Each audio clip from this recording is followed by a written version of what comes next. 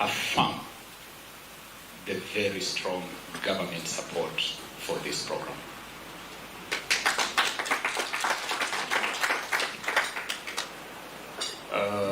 Edwin, we are not afraid at all of any other country. We don't feel threatened. We don't feel threatened. Our flight left the runway ages ago. We are in cruise control. We are pace setters. We believe that we have reached a point where you really cannot catch up with us. But we are glad to motivate others, to motivate other countries, to motivate the rest of Africa and the rest of the Commonwealth, the rest of the world, to run at our pace. But like we do with the marathon, you can attempt to run at our pace, but you know where the gold medal will end up. And talking about gold medals and marathons, let me really in a very special way recognize Henry. Henry Wanyoike really is an icon. Henry, you are a legend. You are a legend of our times. Your world records in the 5,000, the 10,000, the marathon is really a feat of incredible achievement.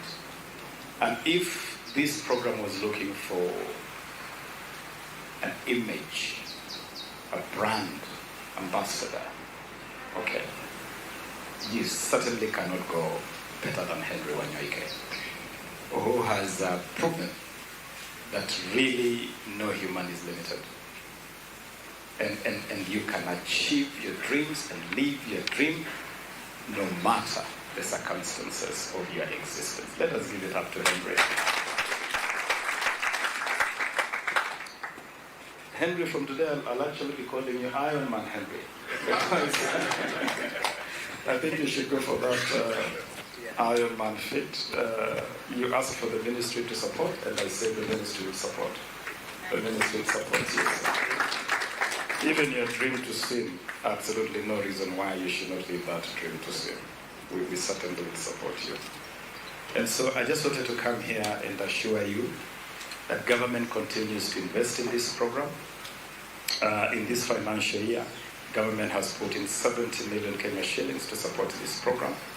We'll continue to mobilize more resources. I want to use this occasion to appeal to other partners to come on board, the corporate sector, the philanthropic world. Please come on board and support the government investment in this incredible program. And it is an incredible program. It is an incredible program that offers our young people a platform to grow holistically. As they engage in their academic pursuits, they can also develop their talents in music, in the creatives, in sports. You have seen Henry. Henry is such an amazing example of how you can use this platform to fly your dreams, your creative dreams. This program also develops leaders. It grows leaders. It's a breeding ground for leaders, young people who want to get into the space of leadership, young people who want to go entrepreneurial, they want to get into entrepreneurship and do business. So that you can't get a better program than this that breeds a holistic human, a holistic person, academically, creatively, and also just the character building, the character development. So if you're out there and you're looking for a program to partner with, and you're in the corporate world, and you're in the philanthropic world, we are welcoming you. Join government in growing this program further. I also want to disclose here that this administration, led by His Excellency William Ruto, President of this Republic, recognizes the pivotal place of the young people of this country. We are an incredibly young nation. 70% of our population youthful. We have a huge youth bulge like the rest of Africa. You look at the whole 1.4 billion people from the Cape to Cairo, from Lamu to Lagos, from Turkana to Timbuktu, and you see a huge youth bulge across the length and breadth of our continent. You can look at this youth bulge as a boon or a bane, a problem or a resource. This government recognizes the youth of Kenya and the youth of Africa as a huge resource for good, a resource for progress. And we want to give this huge youth bulge the best possible platform to grow, to develop, and to achieve their dreams. And that is why this administration has put together, through whole of government approach again, bringing together every single MDA ministry in this administration. We have been put together the Young People's Agenda. The Young People's Agenda is now the official platform of rolling out the vision, the agenda for the young people of this country under this administration. And the Young People's Agenda is now a pillar, a recognized pivot in the bottom-up economic transformation agenda, which drives the thinking, the vision, the action of this administration. So I assure the young people of Kenya that you are central, you are front, you are center of the planning and the action of this administration led by His Excellency William Ruto. We have taken effort and we have taken measures to plug this young people's agenda in the right spaces, both locally and globally. On the global front, this young people's agenda is now part of the UN's Generation Unlimited. I sit on the Global Leadership Council of Generation Unlimited. I was at the UN General Assembly last September in New York, where I formally, personally plugged Kenya's young people's agenda into Generation Unlimited. So our agenda has actually gone global in terms of partnership. We have also plugged our young people's agenda in the Commonwealth agenda for the youth. And again, I was personally at Marlborough House in London last year, where I was elected onto the task force to drive the youth agenda across the Commonwealth, and I used that opportunity, again, to plug Kenya's young people's agenda into the Commonwealth agenda for the youth across the Commonwealth. Locally, we are curating specific innovative products that our young people, including those under this President's Award scheme, can take full advantage of. We are putting together unique programs that are in sync with the realities of our times. And I'll give you just one example. Today, there is no greater imperative, no greater emergency for humanity than climate action, the green agenda, the environmental challenges that our world is confronted with. Realizing that our young people must be front and center of climate action, the ministry has put together the innovative 1 Million Youth Green Army for Climate Adaptation. It is a unique program to mobilize the youth of this country around the green agenda. We are rolling out this program in partnership between the Ministry of Youth Affairs, Creative Economy and Sports, the University of Nairobi, and the University of Groningen in the Netherlands.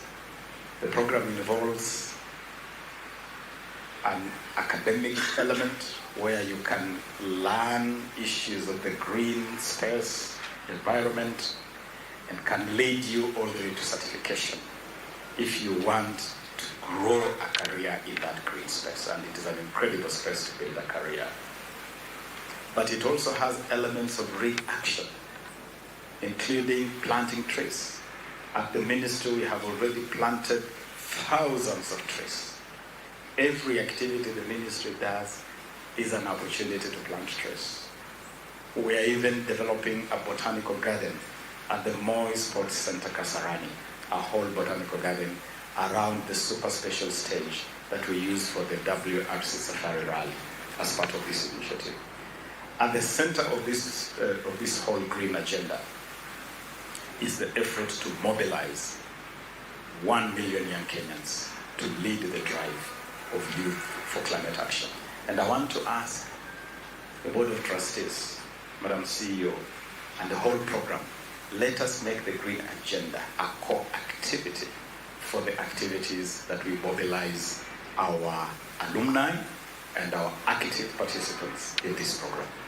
It will be worthwhile.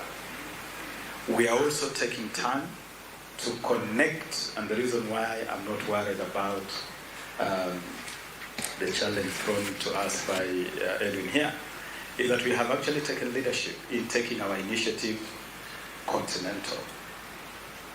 Last December, we hosted the 6th Youth Connect Africa Summit here. And we brought to Nairobi 20,000 African youth around the agenda which we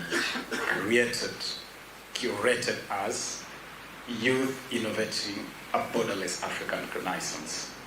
And it was about mobilizing young people around the idea that Africa must go borderless.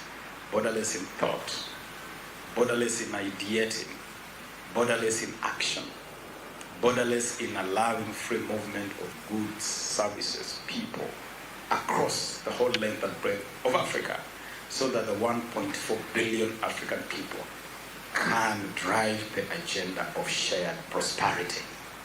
We are driving that. Our President William Ruto, is the first president of this continent to boldly declare that this country is open to Africa and to the world.